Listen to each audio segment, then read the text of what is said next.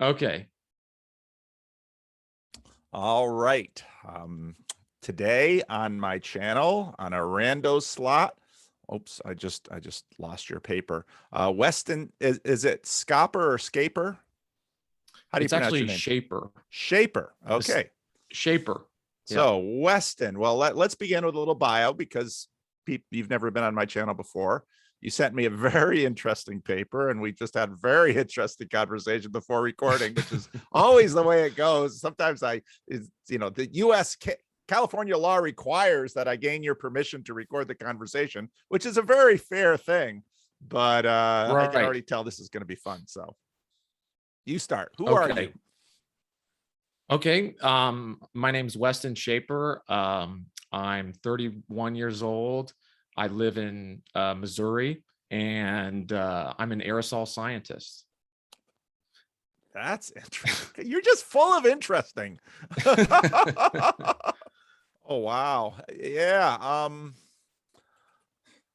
Boy, what an interesting thing to be during a pandemic, huh? Absolutely. Absolutely. I joked with, well, I mean, yeah, it's been busy. You can imagine. What we do, I mean, just to give you a brief, our laboratory will test products for clients, but we do many other things, consulting or engineering or modeling.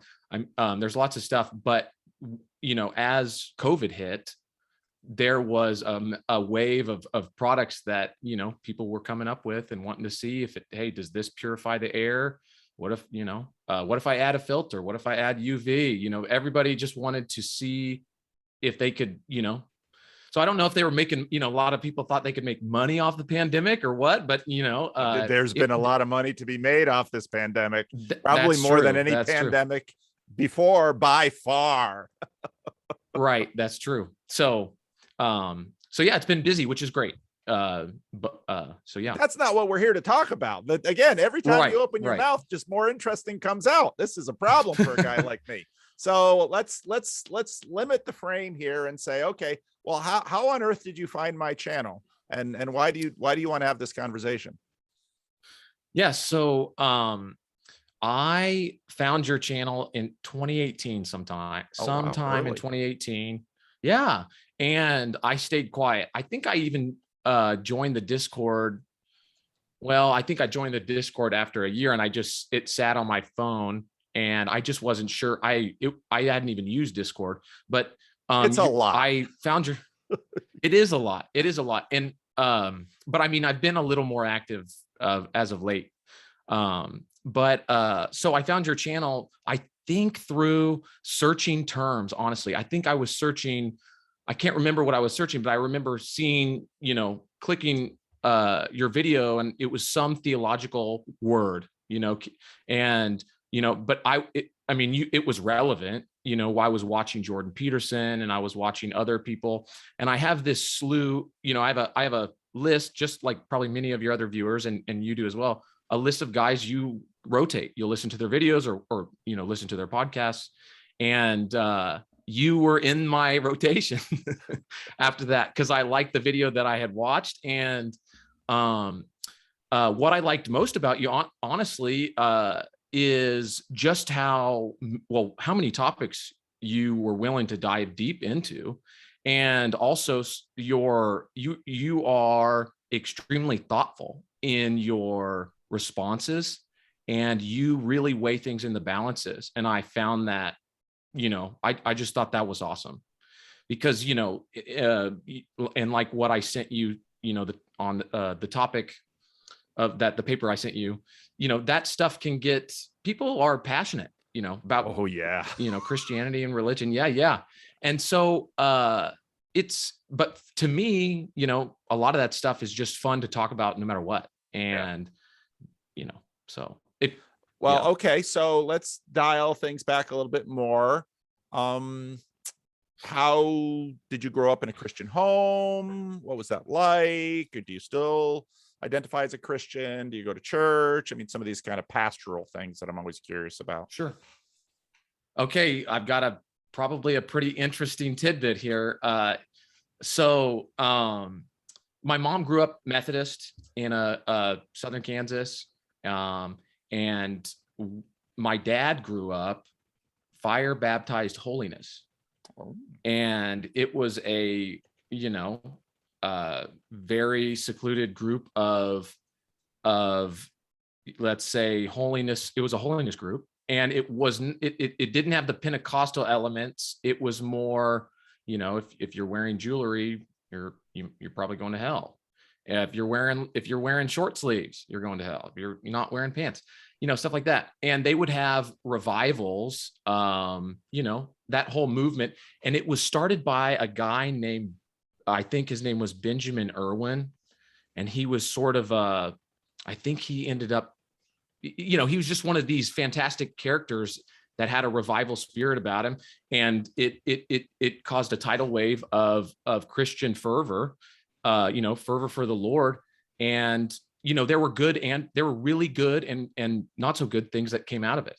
And, the group today has distanced themselves from that person, but they're a Bible school and they're still going. My dad left disillusioned from the church because it was too much for him. And so they probably viewed my mom as the worldly woman that tore my dad away. But anyways, those Baptists. Yeah, right. Worldly Baptists. So yeah, I mean, we my parents raised my three sisters and I. We went to a Methodist church, left there, and I probably spent most of my childhood at a college church of the Nazarene. It's Mid-American Nazarene. It's a college here in the KC Metro. And then when I was in my late teens in college, we went to Church of the Resurrection. It's a United Methodist Church. And then fast forward to today, I got married. I have 2 kids, and we go to a small Baptist church in Missouri. All right. That's good. Is that good? Yeah. Okay. Where did you go to college? Oh, Texas Christian University. Okay. Interesting. Yeah. Wow. So you are middle America. I mean, really, really middle. Yeah. I spent a year in New Orleans. So that'd be the farthest I went out, but There's you're the right. fringe. I'm right. Exactly.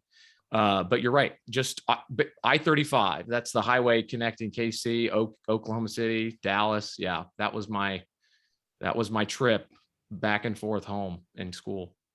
Why did you get interested in Jordan Peterson?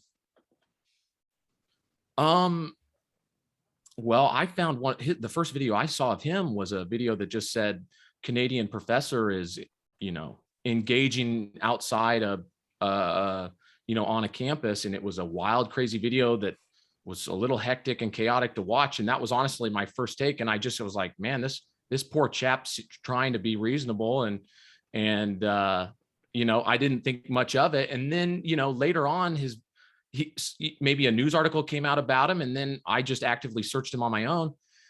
And then, of course, everyone knows what happened after that. He rose to prominence and had a huge impact on a lot of people, and myself included. And I felt like he was addressing a void in sort of he was saying things that people were fascinated by and clearly needed and want to hear. And so I felt like I don't know where he is on my map, but he is hitting on something that I feel like the church should listen to, Yeah. And all right. Yeah. And I still listen to him. So, well, we have limited time, and so I won't take too much of your time. So what was it you wanted to talk today about? Well, I'd say the theological issue I'm most passionate about is the creation account in Genesis. And it just fascinates me how all the different ways of reconciling the Genesis account with modern science. And the paper I sent you touched on it. I tried to survey all the main views that you hear in about Genesis. There's the fundamentalist view that God made the world in 7 days, and then young Earth creationism. There's old Earth creationism, and theistic evolution, intelligent design. Some of these, are related. There's branches off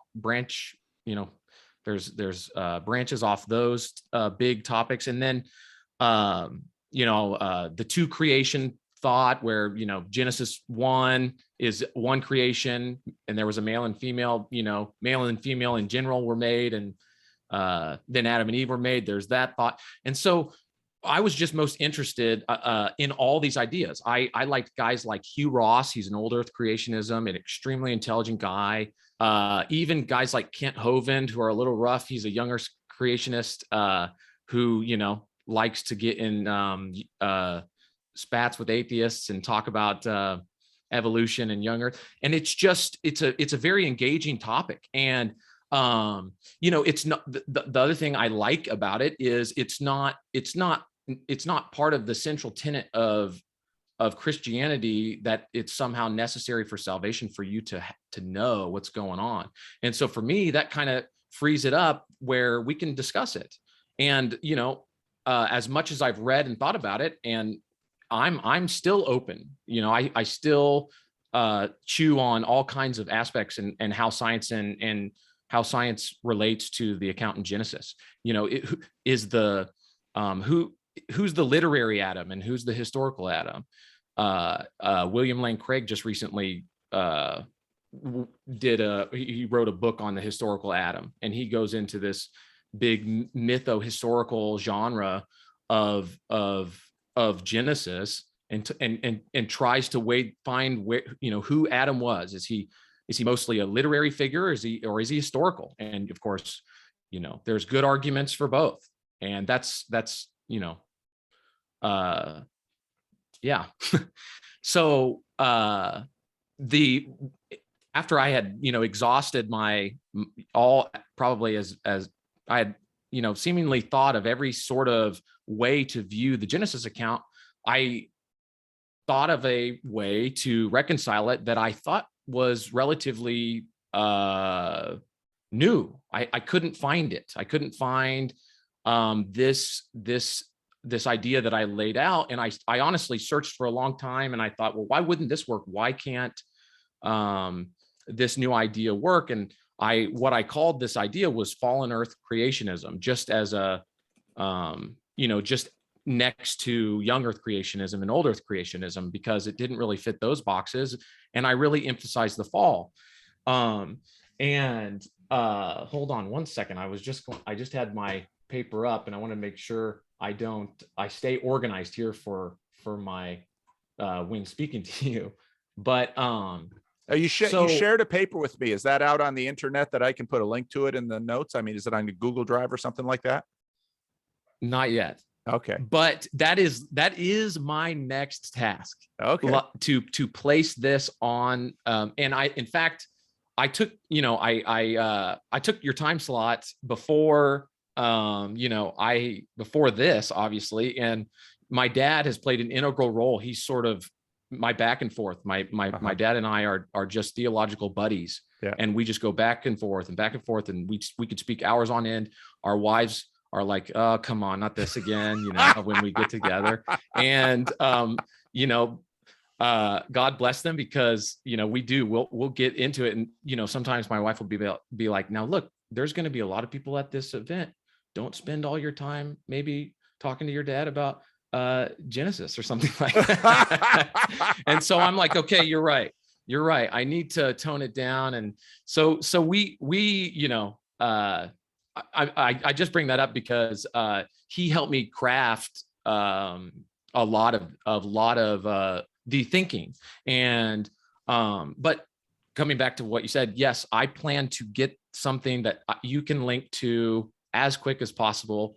And hopefully before this, if you post this video, okay. Before that. before Okay. then, or Okay. soon after. Yeah. Well, sorry. I'll hold off if it's because I already know this is an interesting conversation, and I think some people listening to it will be very interested. I mean, I have to admit, I got your email last night. I was home, so I just kind of skimmed it in the few minutes that I had, and I thought, oh, this is really very interesting, and it sort of intersects in some ways with some of the secret sacred self thinking that I've been doing, because you're right. I had not seen this approach to that dilemma. And the way you state the problem is something that I have seen a certain degree of willful avoidance with theologically that lurks behind these issues. It gets raised sometimes by celebrity atheists with animal death before the fall. But fundamentally, as theistic evolutionists and many will point out, to a degree, our physiology is dependent upon decay. I mean, the largest organ in the human body is the skin, and skin relies on cellular death to function.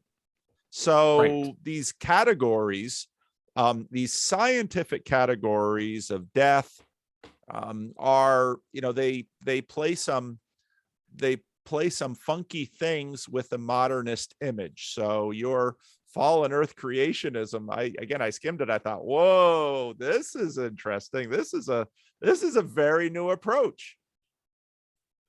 Well, I'm excited to hear that, because one of the litmus tests was to ask people that were that ask people like yourself that have chewed on this issue a lot before.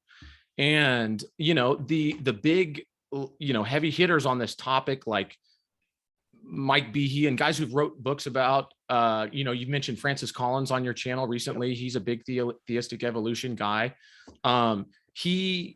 These guys are sort of like figureheads in my mind for all of these different ways to reconcile the Genesis account. And what I found, I found pros and cons for each of them. And like you said, there's things that just are unavoidable. If you subscribe to theistic evolution, like Francis Collins, or he likes to call it biologos, there you can't escape from the millions of years of death and decay that supposedly existed before humans came along, or maybe some of the dark human history for the tens of thousands of years leading up to now that existed. And so you got to tread lightly in my mind before you go and say that was God's creative process that was very good, as described in Genesis. Yep. And atheists make a lot of hay from these differences, and even very John Vervaeke I would classify very much as a person of peace. John Vervaeke, and part of his non-theism, for a lot of people, the image of a good God seems inconsistent with the level of suffering that one has to presuppose in almost all of the evolutionary narratives that we currently possess. So, right. I mean, these are not small issues. No. One thing I wrote, I don't think it's in the paper, but I know I wrote it in my book, was that, there are big issues in Christianity that different generations are tasked with tackling. And in my mind, this issue, the reconciliation of Genesis with modern science, has been a big topic for the last 150 years, basically since Darwin's Origin of the Species. Yep. But before that, it wasn't. I mean, it wasn't an issue that sent shockwaves through the laity, making people question whether they actually believed it or not. I mean, one of the reasons this issue appealed to me was, every time I heard an atheist or someone who just didn't believe in Christianity, it was a go-to topic on that they would go to just to tell people why they didn't believe in Christianity. Well, I don't believe in it because I opened the book and the first chapter is fiction. Yep. The first couple chapters are fiction. Yep. They clearly aren't true, because and so, that causes Christians to, we've had it easy in many ways, Christians, at least on this topic, where we haven't needed to defend it necessarily. And so many of us are caught off guard. And I wouldn't say that statement is true, let's say, in the past, I don't know, 10 years, 15 years, but it was true for a while in the 20th century and the 19th and 20th century. And so, I feel like if it's going to be something that is brought up by people who don't believe, then, Christians need to address it. And like you said, Christians are not, they're not eager to touch on the topic necessarily. And it might make them defensive. I mean, it made me defensive when, as a younger person. But I just thought, well, we have to think about this. This is the foundation of the faith. In one of your recent videos, you mentioned that, the story in Genesis are, in many ways, the bedrock that help you make sense of the rest of the story. Yeah. And I'm reminded of when Paul mirrors Adam and Christ over and over again, and in First Corinthians, and I think, and he clearly makes this comparison. And if you're going to compare Christ, who we believe is real, well, is Adam real? And if Adam's real, well, then what else is, how do we reconcile that? So, so why don't you give us the skinny here? I mean, we only have a half hour left. Yep. So, and that's right. There's going to be, I mean, I can anticipate tons of pushback and skepticism and buts and pushing it away. Sure. But, so let's get the skinny. What on earth, what on earth do you mean by fallen earth creationism? Okay. So the first thing I'd say, I guess, is that, Adam and Eve are treated as historical by figures in the New Testament. Christ, alludes to the creation account by saying, in the beginning, God made them male and female. The genealogies are present. And, Abraham's, who's a Genesis character, is in both genealogies. You at least have to, think about if he's, if Abraham's real, or other, Genesis characters real. All the characters in Hebrews, faith by faith Hall of Fame, all those characters. The flood is also, in this broad question of his historicity. So I think I argue that it is important to have a historical Adam, because of these theological repercussions of not having one. It's not necessarily that scientifically I have a great argument for Adam being historical. It's that I think he's necessary for the framework of Christianity. And or if he isn't, it's a hard sell, or it has been a hard sell. And so the way I reconcile that issue is by saying, okay, well, let's take Genesis as people have taken Genesis for the last 2,000 years, minus the most recent 150. It's true. It could be 7 days, maybe not, but let's just say God created the earth in 7 days. He created Adam and Eve in the garden. He created a tree of life. He created a tree of knowledge of good and evil. He created the serpent. He created the scenario where they, in which they sinned, they disobeyed God. Well, I emphasize the fall as the crucial event in creation. And most of the creation views emphasize, let's say, the first chapter or first two chapters, trying to explain, well, day one was this long, or day two, it's in sequence. They have all these great arguments that seem to work. But in my mind, the fall is key. And if you think about what the fall is this choice that Adam and Eve were given. And it somehow, I won't try to flesh out that choice here right now, but totally, because there's a lot to cover. But um, God wanted our created an aspect of humans was free will, and this decision allows, it was almost like had to be necessary as to make sense of human nature, our free will. And so God gave us this choice, knowing that we would fall, and we did. We desired it was desirable to us to eat of this fruit. And what the fruit seemed to give us was odd. It made Adam and Eve ashamed of their nakedness. And then God describes, when he kicks Adam and Eve out of the garden, he sort of lists things that are going to happen to each of the players in that story. Eve's going to have trouble in childbirth. It's going to be painful, and she's going to be submissive to her husband. He's going to have dominion over you. The man is going to work at the soil to get what he needs. No longer a free ride. And brambles and bushes, thorns and thistles. What I think is being described by God here is these are the consequences of your actions. And because you have done this, a new fallen version of creation has to be made.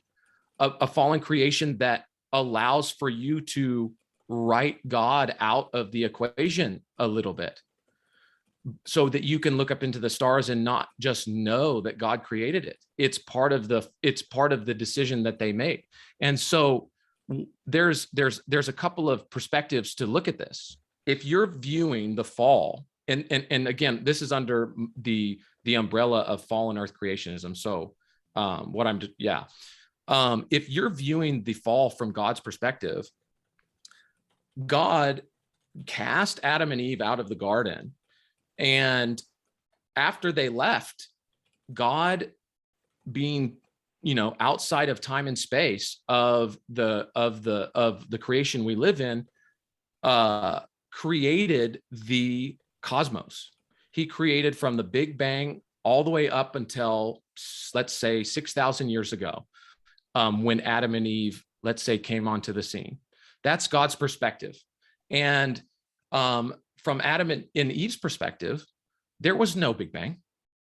God created the earth in 7 days, and they didn't see, when they walked out of the garden, they transitioned into this fallen creation 6,000 years ago. And I imagine, the riverbanks of the Euphrates are kind of like the wardrobe in C.S. Lewis, The Lion, the Witch, and the Wardrobe. They're walking along, and the nice elements of the garden transition to thorns and thistles that hurt their feet. And pretty soon, they're longing to be back in the garden, so they look back and there is no garden. The children in C.S. Lewis's Chronicles of Narnia feel back, and they don't feel the cold pine of Narnia anymore. It's just a wardrobe with coats. And so they had been locked out. I mean, maybe for lack of a better word, they left through some portal. And I think, the best analogy would be the wardrobe in some ways.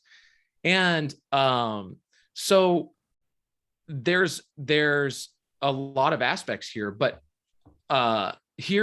that's the gist. That's the meat, let's say, of the idea that the very good creation is distinct from the fallen creation, and it's distinct at least in their descriptions by God and in Genesis. And so, this ties back to what we've been talking about, these other ways to reconcile the creation account. Do you reconcile very good? Would God call what maybe we describe in our using modern science as very good? There's a lot of unnecessary suffering, and in my mind, the fall is the cause of that suffering. And by making the two creations distinct, it the fall is causally prior to our universe, but not necessarily temporally prior to our universe, if that makes sense. Yes. I get Okay. what you're painting here, and it is fascinating. And part of the reason I really wanted to do this is, I've been talking to Grim Grizz about, and developing on my channel. My channel is sort of the third lobe, the third hemisphere of my brain. It's sort of become that. And the Consciousness Congress out there in YouTube land is far smarter and well read and better educated than myself. And so when you describe this, it sort of relates to a lot of there's so much in the ancient world, various flavors of Gnosticism, of dualisms. And so I really wanted to get your idea out there, because the comments are going to be excellent, because there's a number of people who listen to my channel are going to hear this, and there's going to be a lot of, yeah, but I don't think so. And there's going to be a lot of attacking it sort of from a scientific perspective. I get that, because it's sort of it's in some ways analogous to a lot of alien, human beings were placed here by the aliens. And actually I've been using videos on it. That's true.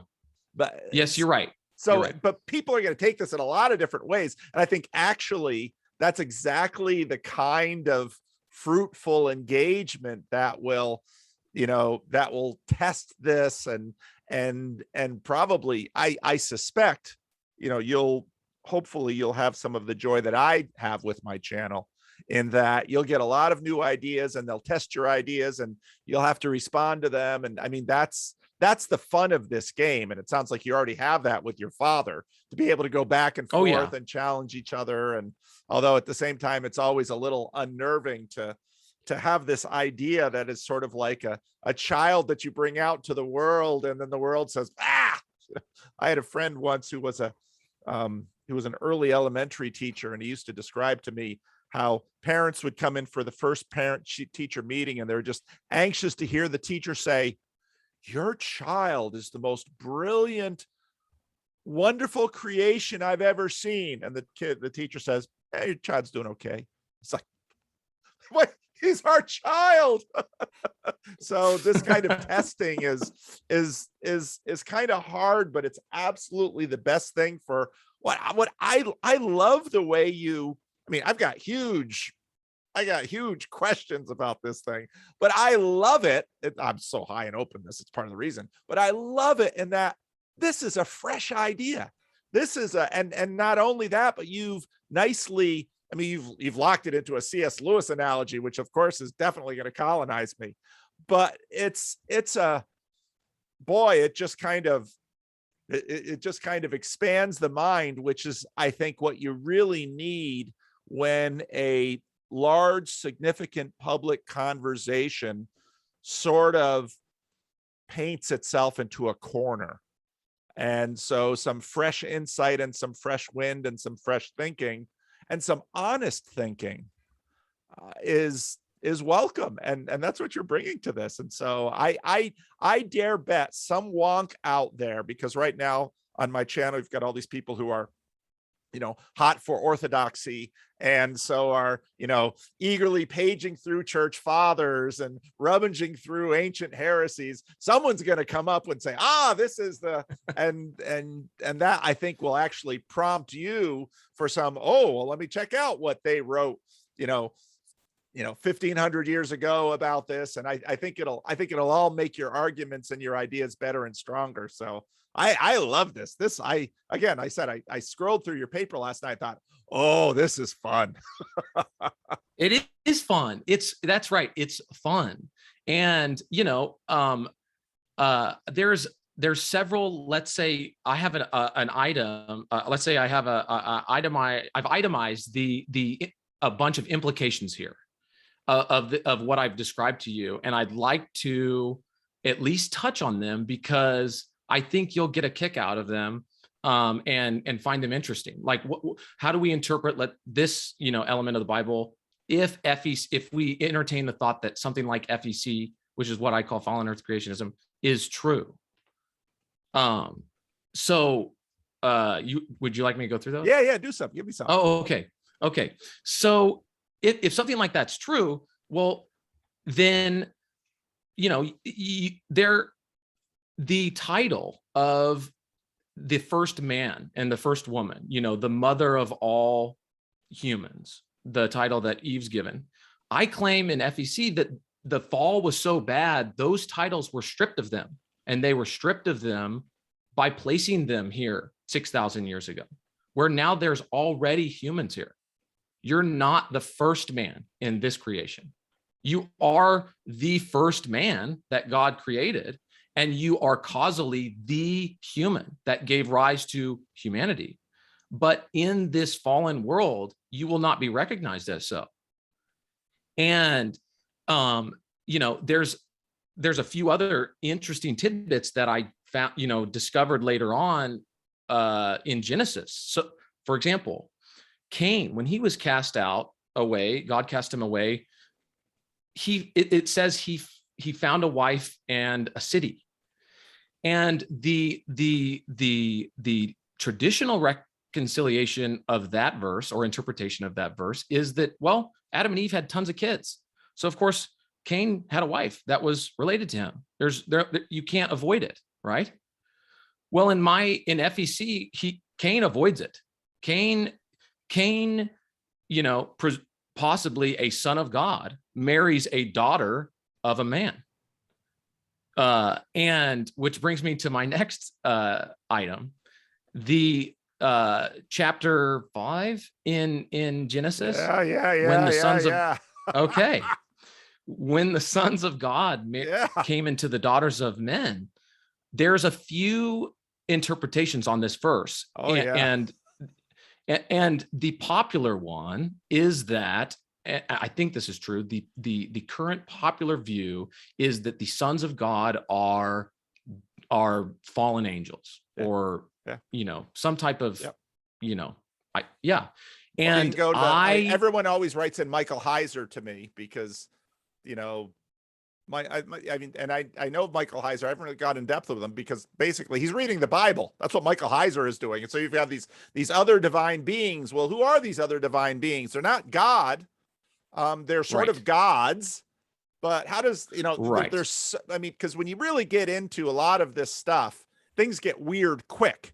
And what you're doing is bringing a little bit of science into this weirdness, or maybe a little science fiction into this weirdness. And I think it's fun. I think it's provocative, and I think it's potentially fruitful. So, sure, yeah. Honestly, if it gets people discussing and chewing on these issues, that's what I think. Yeah, absolutely. But going back to the Nephilim, we were saying, the most popular view right now is that they were fallen angels that came into the daughters of men. But there is another interpretation, and if you go back and look at the church fathers, there's a split. There are church fathers that don't believe that they were, fallen angels. There are fathers that think that the sons of God refers to Sethites, and that the daughters of men refers to Cainites, and that Cain's line is not, being given, not being recognized as a God lineage. And so that is, back and forth. I can't, off the top of my head, I can't remember, but there's a few in each of those categories. And this is slightly different. This is what I guess I'm implying here, is that the sons of God refers to people who descended from Adam, who entered our creation from the very good creation. And that the daughters of men is referring to evolved up man. And there's a verse that I skipped that is very crucial. In chapter 4, it says, and men began to call on the name of the Lord. Now, wait a second. Adam, when did they not call on the name of the Lord, previously? Well, maybe that's referring to evolved humans. This is when these men began to call upon the name of the Lord, when the sons of God now coexist with them. And because we already know God, Adam and his descendants call on the name of the Lord. And so that's just a way you can interpret that verse. This FEC has implications on the flood, and is the flood global? Well, I would argue for a regional flood, which I think is a popular view, but there's an interesting tie that there's an interesting piece that FEC gives on the regional flood perspective, which is that the goal that God had in removing everyone but Noah, all of the descendants of Adam except for Noah, is accomplished with the regional flood if something like FTC is true.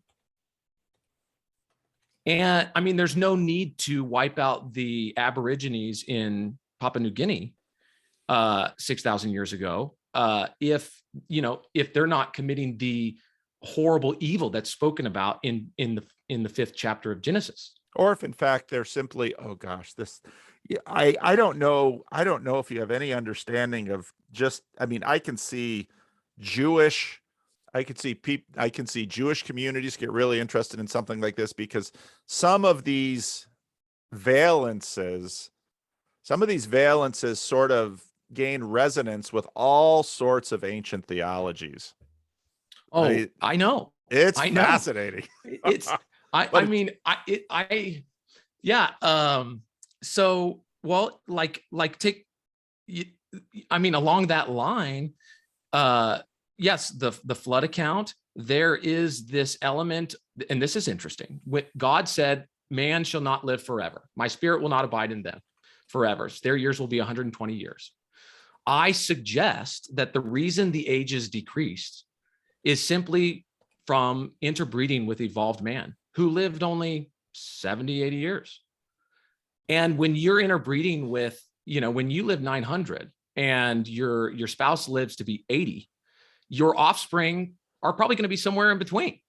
And so, yes, in some ways, some of the things I'm describing to you are clever, but the interesting thing about some of these things I'm telling you, I did not discover these potential clever ways to view some of these elements until after my dad and I had thought of the idea, right, just referring to what's happening with the fall in Genesis. Right.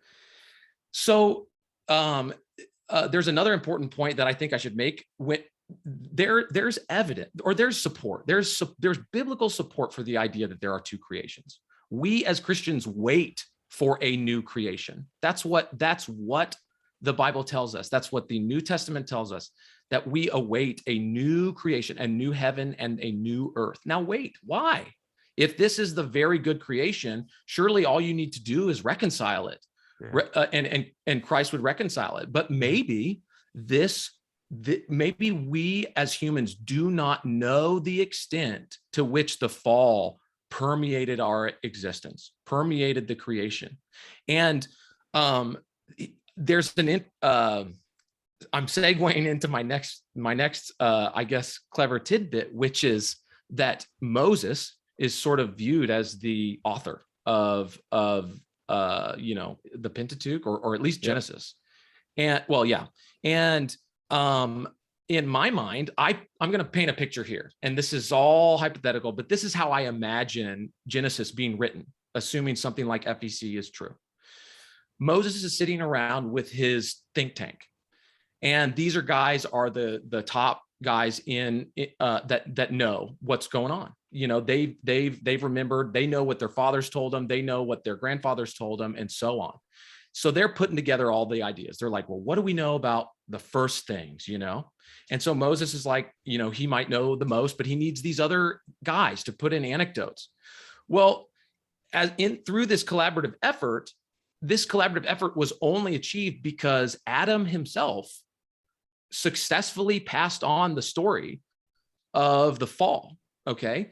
And the reason that might be important, let's say, to FEC is look at the description of the fall. It doesn't say explicitly everything that happened. I mean, you see, science describes things that are clearly you would describe as not good or fallen, and yet they're not described in the Bible. One of the criticisms to my idea that, you know, someone might say is these things, much of what you're saying is just not in the Bible. Well, maybe here's why. Adam lost the perspective that God had. Adam left the perspective. He left the garden, let's say, leaving along the banks of the river that flowed out of Eden. You know, maybe he's just strolling along with Eve along the Euphrates. And he notices when he turns back, there's not only is there no garden, there's just a bunch of tributaries that lead to, you know, into the hills. And he doesn't know where Eden went, but that doesn't matter. From his personal perspective, God made him. So when he sees some weirdo that only lives 80 years old, maybe, that's doing something totally foreign to him, he doesn't need to reconcile that with his mind. He knows for sure that God made him and Eve was made from his rib. Okay. So when he passed this story down, him and the people around him would be insulated much for a while of the larger creation. And so they wouldn't describe what happened in the fallen creation. They would only describe what happened in the creation that they lived in the very good creation. And then that, yes, they could maybe describe things as they saw them when they entered the fallen creation. So we lose a perspective, but it's because the story came from Adam, if that makes sense. Yeah. It's Adam's perspective. Yeah. So I found that refreshing. To be honest with you, let me just say, I did, like many young men, go through a period where I was less, I took less of a traditional view. I just did. I needed to. Yeah. You know, I was deep into the sciences, and I just thought, you know, this seems. I had a Francis Collins book on my bookshelf, and other guys like that, other intellectuals that were sort of science, guys, just immersed in science. Yeah. And those guys are,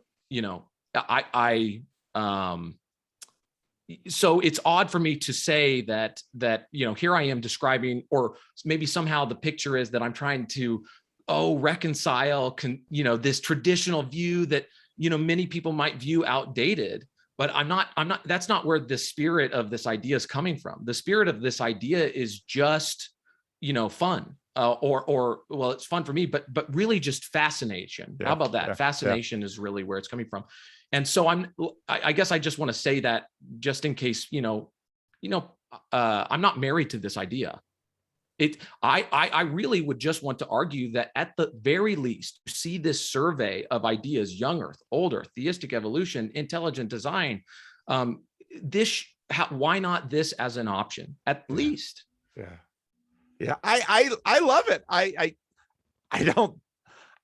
I see huge, like I said, I see huge issues with it. And so, but my point here. No. Yeah, I know. Yeah. My point here is not to debate it at all. I want to allow you to present it because I want to get it out there, because I want people to play with it. Because the point that you just finished making, which is something that I immediately thought of, is, well, that's right, because another creation is coming. And in some ways, we've got issues at both ends of the Bible. We're not quite sure what's before it, and we certainly don't know what's after it. And again, almost everything, all the descriptions of before are evocative much more than descriptive. All the descriptions of the new heavens and the new earth, they're all evocative much more than descriptive. Lion will lay down with the lamb, and no married or giving in marriage. And, I mean, and so this very much gets into, it gets into apocalyptic. I just have to ask you one thing before we're out of time. Okay. This is important. Are you into psychedelics? No, I didn't think so. And that's really important to say, because I know where this is going to go right now out in the broader world. It's like, oh, the dude definitely took some mushrooms. He took some ayahuasca. And now he's got new. And I know. I thought, where this dude is from. No, I don't think he's been on the mushrooms or the ayahuasca. This is a scientist looking at the Bible, thinking creative thoughts and saying, hey, here's an idea we can play with. Let's see. And in many ways, I think that's sort of how theology should work. Well, here's an idea. Well, let's run it through the Bible and see what other things illuminate. And I just find this kind of thing just utterly fun. And I want more people to play with you. That's what I want.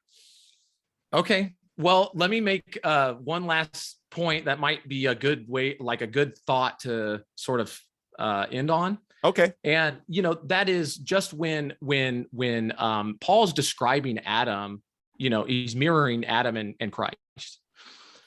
Christ, we aren't privy to all the wonderful effects of Christ's sacrifice. We are saved as Christians, but we still live in the fallen world. The effect of Christ happened in an event in the sacrifice that Christ made happened at a point in time, but the effect that Christ's sacrifice had spans time. Yes. It transcends time. So does, in my mind, Adam's fall. The effects of the fall also do the same thing. And so I guess I just want to mirror that like Paul does, because so it doesn't sound so foreign, this idea that maybe if, just like we can't see all the fruits from that are given to us due to Christ's sacrifice, and we also can't see maybe properly all the effects that the fall had.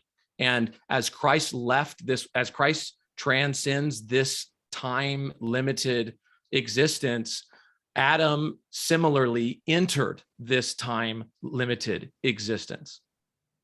So again, I see it on the other end too. In many ways, creation 2.0 begins on Easter. And in some ways, Christ pulls us through himself into the new creation. So this is so much fun. Okay, so maybe we'll have creation number 1 and creation number 2. God number 1, God number 2. I'm kidding. The resurrected Christ is creation 2.0. But you're basically saying what was creation 0.5, or what was on the and there is a huge history of imaginative thinking, especially before the modern age, in terms of this is why the limitation of modern thinking has been so crippling on theology, because it just put us in this little iron box, and at the same time it limited heresies. So I mean, this is just too much fun. Anyway, I'm sorry, I got somebody waiting. You're okay. Waiting for the next one. So I will send you this, and you get whatever things you want ready to be put in the notes, and we'll wait to publish this until you're ready, because I want you to have some of my joy in terms of the using YouTube as the third lobe of your consciousness Congress. So okay, awesome, sounds great. It was great talking to you, Wes. Wonderful. You too. All right. Bye-bye. You too.